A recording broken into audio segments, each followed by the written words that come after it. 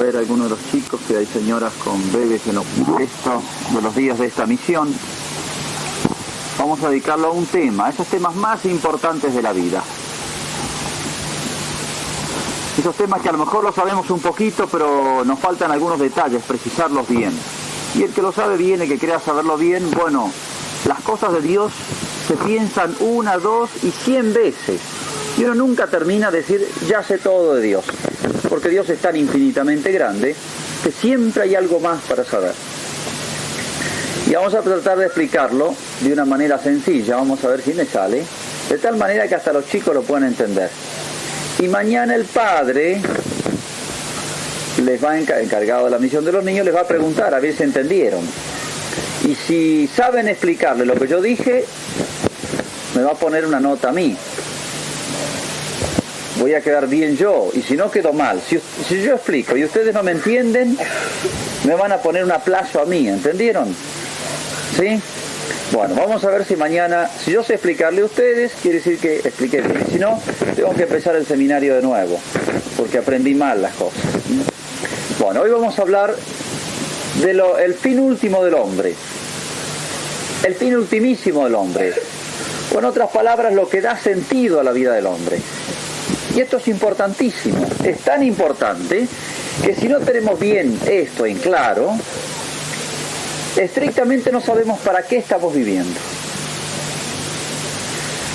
No sé si conocen esa historia.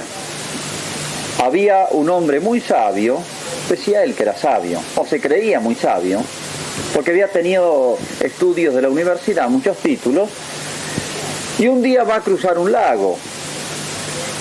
Va a cruzar el lago y había un hombre pescador que conocía bien, se había criado a la orilla del lago y conocía bien cómo manejarse en el bote por el lago. Y le dice, mire, ¿me puede cruzar al otro lado? El lago tenía varios kilómetros. Sí, cómo no, soy experto en esto. Entonces se sube al bote y empieza a remar. El lago era grande, eran como 10 kilómetros. Y cuando va por la mitad,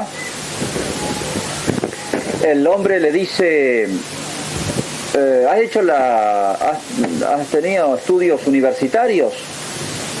El pescador le dice, mire, ¿qué voy a hacer estudios universitarios si estoy toda mi vida acá al lado del lago? Mis padres también se han dedicado a pescar aquí.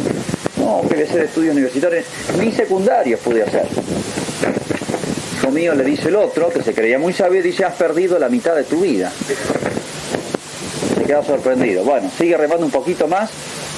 Dice, pero ¿has tenido estudios primarios? No, pero ni eso. Yo no sé ni leer y escribir. Yo sé mi oficio, sé 2 o 3 cosas más para la vida, pero estudio no tengo nada. Y, hijo mío, has perdido la mitad de tu vida. El otro estaba cada vez más achicado ahí, ¿no? Humillado. Bueno, siguen remando y se levanta viento, estas tormentas como aquí en Mendoza. En un rato empieza el viento y empiezan a levantarse las olas. Y empieza a entrar agua en el bote y unas olas que le caían encima y cada vez se las ven peor. Y entonces, en medio de esta tormenta, el pescador, el que venía remando, le dice al otro que tiene una cara de susto bárbara, le dice, ¿usted sabe nadar? Y el otro dice, no tengo la menor idea, entonces perdió la vida entera. Bueno, yo le diría, pararía a la gente en la calle y uno les preguntaría, ¿usted sabe para qué vive? ¿Para qué ha sido creado por Dios? ¿Para qué está aquí sobre la tierra? Y si esa persona me dice, no tengo idea, y usted perdió toda la vida. Es como ese que está en medio de la tormenta y si no sabe nadar, ¿de qué le sirven todas las otras cosas? Títulos y estudios. Bueno, así es el asunto.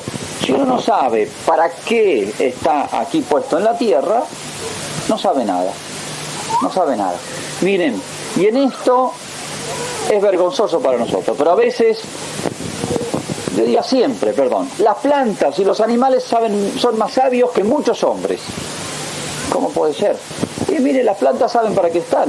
Usted pone una planta de durazno, si no cae piedra, si tiene humedad, si tiene buena tierra, etcétera, da duraznos. O sea, está puesta para dar duraznos. Si ponen un peral, da peras, da sombra, da hojas, flores, frutos. Hace lo que tiene que hacer. O sea, cumple su fin. Pero Dios ha puesto el hombre sobre la tierra y no sabemos para qué estamos. Y se vive de tantas maneras distintas y equivocadas. Y el hombre no da ni flores ni frutos. Las plantas y los animales a veces son más sabios que nosotros. Perdón, afuera hay un sacerdote por si alguno quiere confesarse durante la misa. Bueno, por eso es fundamental saber esto. Hay muchos que uno les pregunta, ¿cómo anda? Y uno dice, y aquí ando tirando. Y ando tirando, como diciendo, y vivo porque nací y no me he muerto y simplemente, pero vivo cada día pensando en lo de cada día nada más. O hay otros que dicen, sí, padre, dice, con tener salud y trabajo, o salud y dinero, eso ya, con eso es importante. Y podemos tener eso y no tener lo más importante. Porque el fin último del hombre es Dios. El fin último del hombre es Dios. El que da sentido a la vida del hombre es Dios. En esto, hoy, se está viviendo cada vez más un ambiente que se nos mete por la radio, por la televisión. Por eso les pedí ayer lo de la televisión, no sé si han cumplido. Se nos mete por los medios de comunicación, por todo el ambiente que uno vive, otra mentalidad, una mentalidad de que el hombre puede vivir y conseguir su felicidad sin Dios. Y ese es el drama y el problema más grande del mundo moderno, pero del que no se habla. Ahora han desplegado una flota, un ejército enorme, vieron por el problema del Golfo. Está todo el mundo pendiente de eso, miles y miles de soldados, armamentos, dinero, está metido ahí.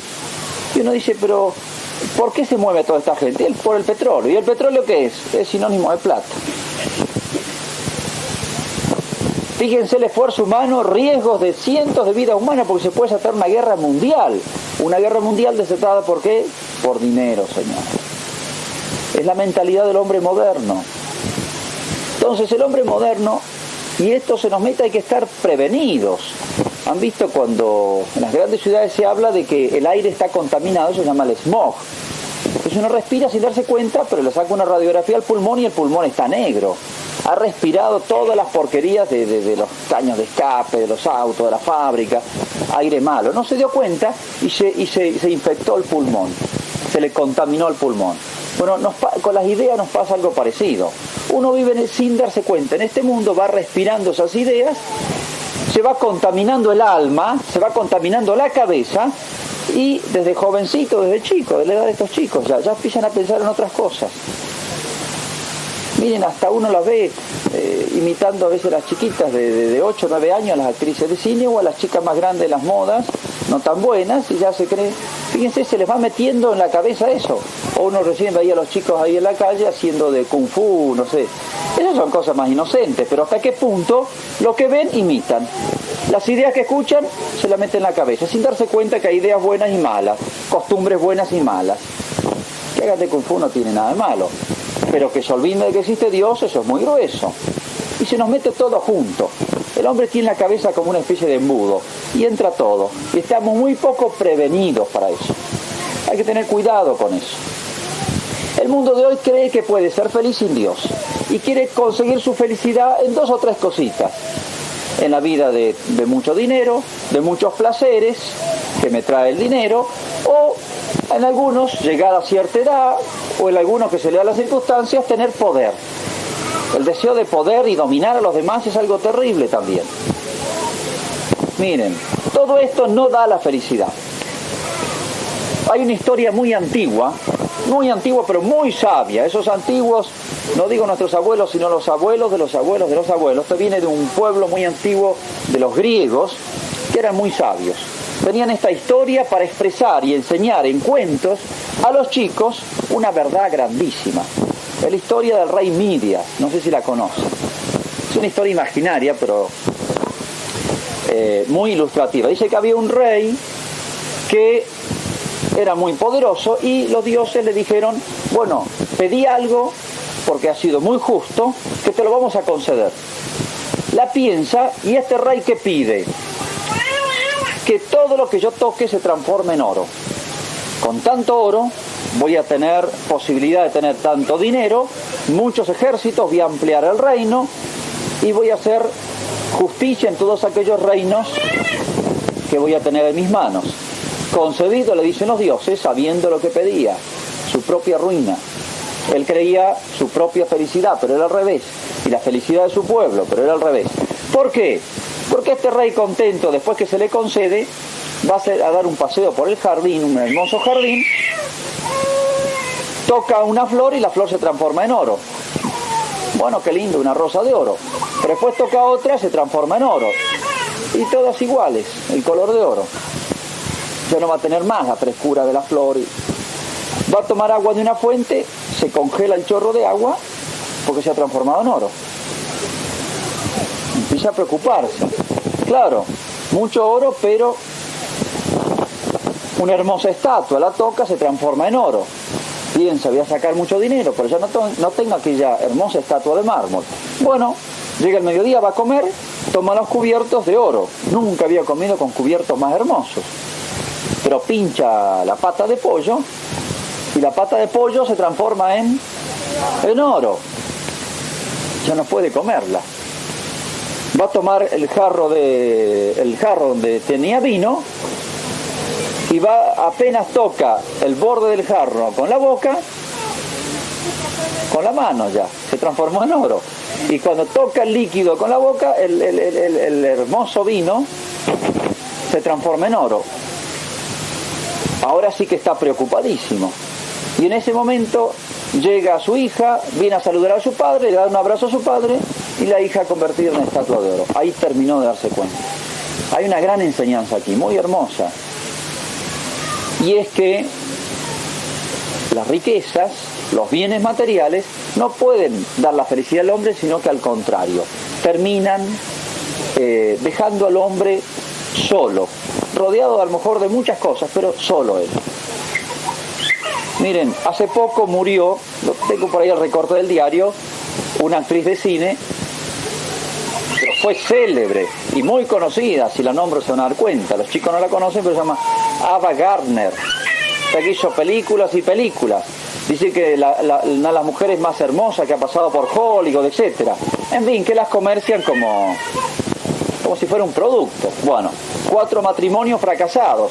Creo que el que más le duró fue 2 años. Esta mujer que tenía, digamos, en bienes todo. Y pudo darse todos los gustos, todos los placeres. Entonces muchos pensar, si yo fuera como ella sería feliz. Miren, ahí tengo el recorte del diario. Es un diario, no es un diario católico, estas cosas no se anda fijando. Pero dice así, esta mujer que murió sola, llena de riquezas, pero sola, sin siquiera su esposo que la acompañara, muy joven murió, ni hijos que la continuaran, ni parientes ni amigos, que se tienen mucho cuando hay dinero, pero se va el dinero y se van los amigos. Dice, la peor de las pobrezas es la soledad. Una frase dice que ella, en sus últimos años solía repetir mucho, la peor de las pobrezas que ella estaba sufriendo era la soledad. Lo tuvo todo aparentemente, pero no tenía nada. Y les pongo otro caso, que también yo no lo conocí, no es de mis tiempos, a lo mejor alguno lo ha conocido, pero de nombre reconocido. En el año 72 muere este célebre cantante, pero de los primeros del mundo, se llamaba José Mojica, que todas las, en fin, algunas señoras han sido jóvenes, se habrán admirado mucho a este José Mojica porque era muy buen mozo, hizo muchas películas, pero fue célebre cantante, un hombre muy completo, hacía teatro, cine, cantaba, de todo. A los 40 años muere su madre, la quería muchísimo, y era un hombre realmente cristiano. Pero él tuvo también fama, dinero, todo tuvo. Y se convierte ahí un golpe, entra de franciscano, y abandona todo, tenía mucho dinero, deja todo. Esto escribe un diario que tampoco es católico, Clarín, sale la crónica cuando él muere. Y dice así, son palabras de él, dice: pero yo debo decir que todo aquello con que se sueña en la primera edad, el dinero, la fama, el poder y los placeres, no dan en toda la vida la satisfacción que da en una sola hora servir a Cristo. Este hombre que probó las dos cosas, se puede decir, lo tuvo todo, y sin embargo no encontró la felicidad. Y la encontró siendo franciscano, justamente la orden de nuestro santo, San Francisco Solano. donde lo que más cultivan es la pobreza y el desprendimiento. No concede esto la felicidad, ni el dinero, ni los placeres, es pura apariencia eso. Pero se nos mete tanto a veces esas series de televisión o el mundo, entonces se puede sentir cierta tristeza de no tener aquello que tienen los demás.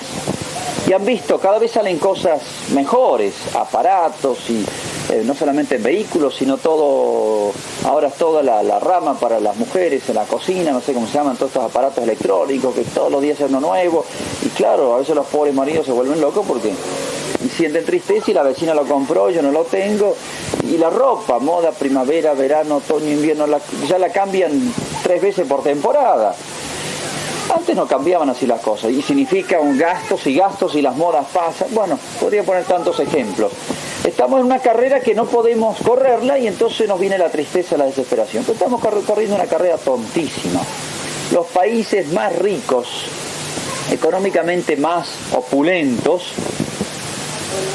estoy poniendo ejemplo de Alemania, Inglaterra, Estados Unidos, etcétera, que muchos admiran y lo miran como una especie de ideal, no son los países más alegres, son los países más tristes y son los países donde hay más índices de suicidios.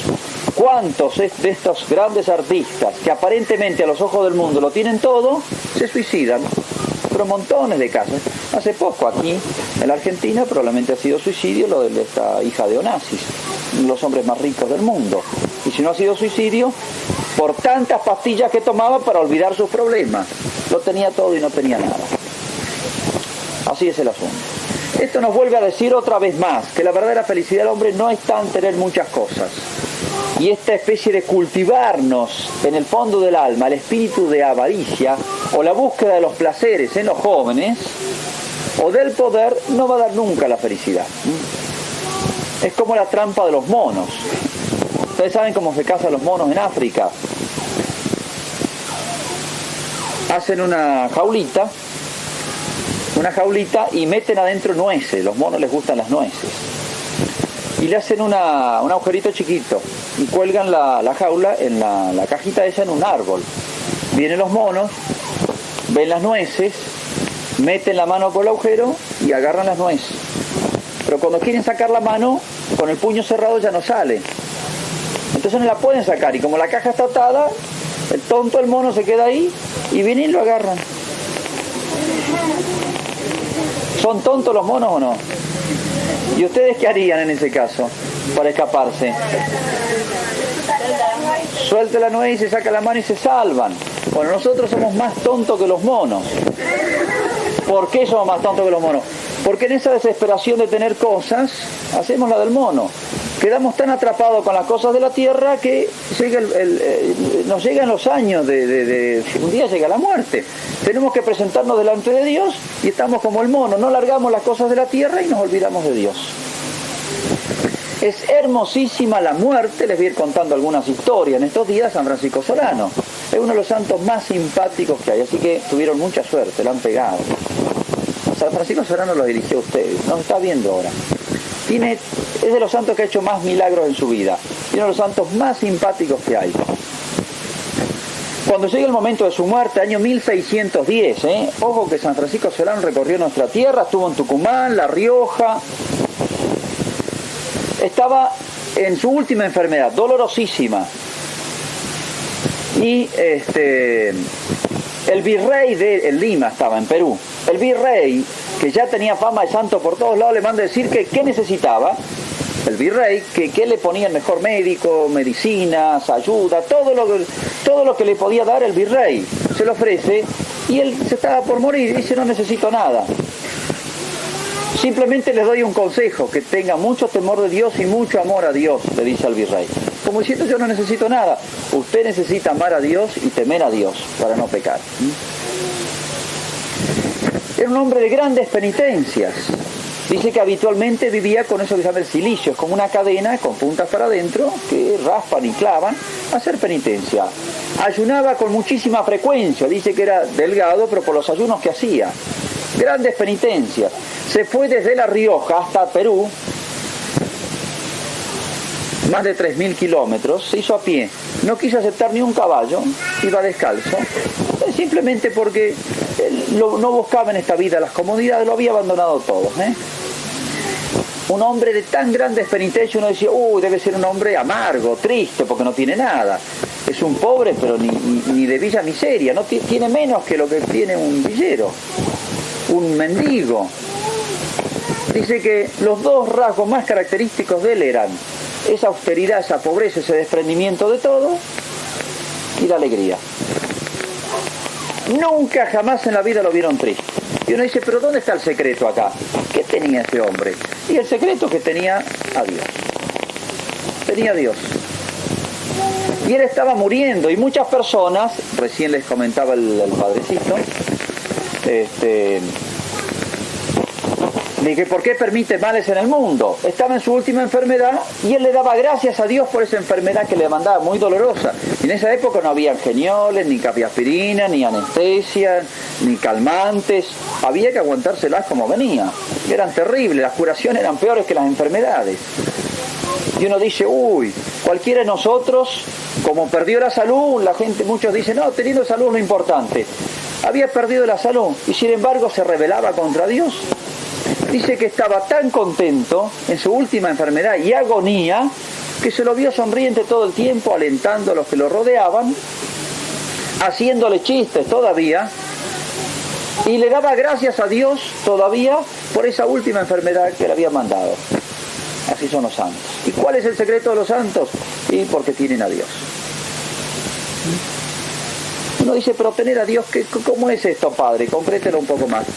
Yo le diría dos cositas nomás. Conocer a Dios y amar a Dios. Conocer a Dios. Y a Dios hay que conocerlo. ¿Cómo vamos a amar a Dios si no lo conocemos? Es como si a una chica le dicen, ¿te gusta fulano de tal? Un muchacho que no conoce.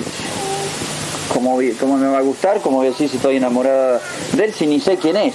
Pero es fulano de tal, pero es que nunca lo he visto en mi vida. Entonces, imposible enamorarse de alguien que no se conoce. Hay que conocer a Dios para saber bien quién es y que es digno de enamorarse de Él por encima de todas las demás cosas de la tierra. ¿Y cómo lo conocemos a Dios? Miren, uno empieza conociéndolo a la edad de los chicos por el catecismo, y es cuando la cabeza está más fresca.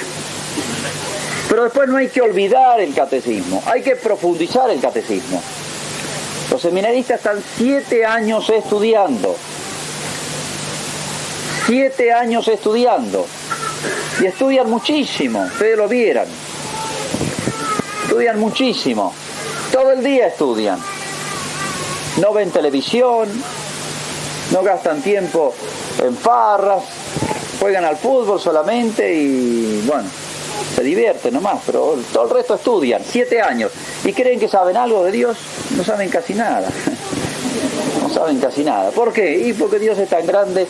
Entonces no alcanza, y si se dedicaron a estudiar no 7 sino 70 años, ¿sabrían todo lo que Dios es? No, en el cielo nos vamos a terminar de enterar. Por eso hay que seguir profundizando las cosas de Dios. Y siempre un poquito más, y un poquito más, y un poquito más. Y uno nunca termina y sabe más, y le dan más ganas de saber más.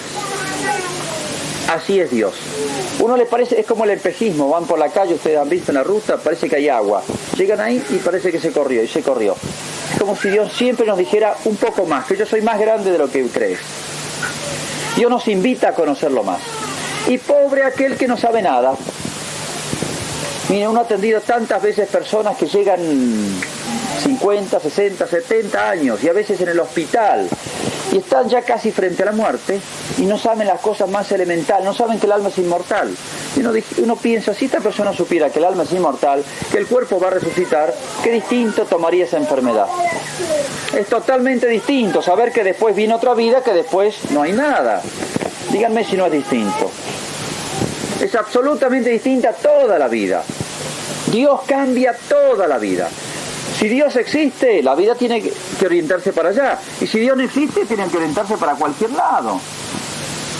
¿Han visto las plantas cómo buscan el sol? Tienen esa sabiduría. Ellas buscan siempre el sol, esa sabiduría que les puso Dios. Así el hombre tiene que buscar siempre el sol. ¿Qué pasa si yo a la planta le pongo una chapa arriba? Le cubre el sol. Todos lo sabemos. Se pone amarilla, se marchita y se seca. Lo mismo pasa con el hombre que no busca a Dios, no busca conocerlo. El que no busca conocerlo es porque no le tiene amor a Dios. Más lo conocemos, más lo amamos. Más lo amamos, más lo conocemos. La vida se marchita si no se dirige a Dios. Y el que no sabe nada de Dios, o habiendo sabido algo, se rebeló contra él y lo olvidó o no lo aceptó, este ya es terrible, es como un ciego. Una vez había un ciego pidiendo limosna en la puerta de una iglesia y había conmovido a todo el mundo, porque ¿qué había puesto en el cartel? Había puesto un cartelito frente a él. ¿Qué había puesto? Es primavera y no puedo verla. ¿Quién no se va a conmover por eso?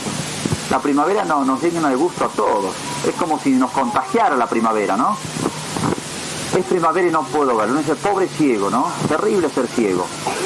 Pero esta ceguera de no tener fe, de no creer en Dios, de no saber nada de Dios, es peor todavía. Es primavera y no puedo verla. Dios existe y no puedo verlo. Dios tiene su providencia, Dios tiene el cielo y no puedo verlo. Dios me ha prometido la vida eterna y no puedo verla. El alma es inmortal, el cuerpo va a resucitar, los seres queridos los vamos a recuperar y no puedo verlo. Díganme si no es terrible la ceguera del alma, mucho peor que la del cuerpo. Conocer a Dios. Esto es buscar a Dios, conocerlo, y buscar conocerlo, y buscar conocerlo cada vez más. Y no solamente conocerlo, amarlo. Es imposible conocer a Dios sin amarlo. Es imposible. Y Dios, cuando hay amor a Dios, lo que Dios me mande lo acepto. San Agustín decía esto, otro gran santo. Señor, muéstrame lo que mandas y mándame lo que quieras. Esa es una persona que ama.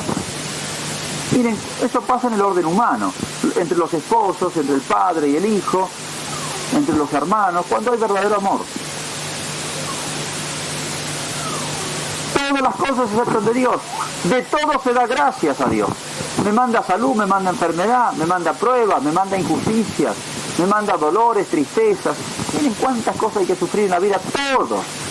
El que más y primero sufrió fue Cristo. Lean los evangelios, van a ver. El que más razones tendría para rebelarse contra Dios es Cristo.